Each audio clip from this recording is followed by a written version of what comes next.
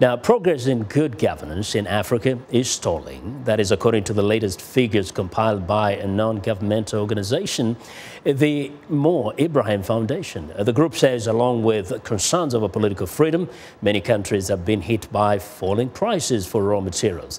Now, more from Henry Ridgwell in London. To assess African governance, the Ibrahim Index claims to have the most comprehensive collection of data about the continent. Founder Mo Ibrahim said the overall trend from these figures in the past 4 years raises concerns. We notice that this upward direction somehow plateaued. It hasn't gone back. It's still going up at a very slow pace. So the first thing we say here is African governance improvement is stalling.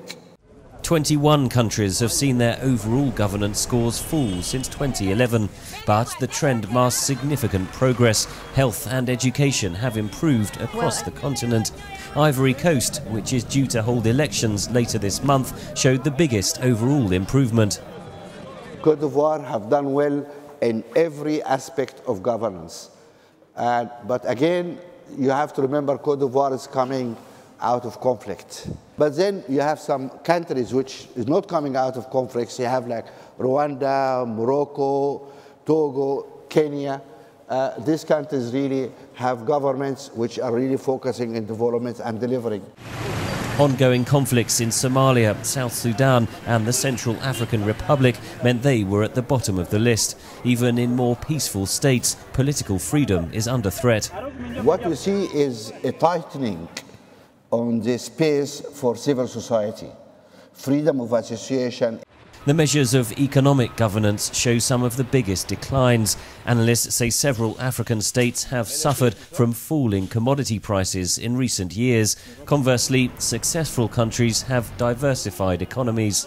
The commonalities, they're not dependent on commodities. So there have been something else happening, which has been A, increased investments. Number 2, increased domestic consumption. And number 3, underrated growth in regional trade. Zimbabwe was among the top 10 nations to improve despite continuing concerns over human rights and democracy. For a country like Zimbabwe, which was for a very long time very close to the bottom of the index, those improvements will bring Zimbabwe up.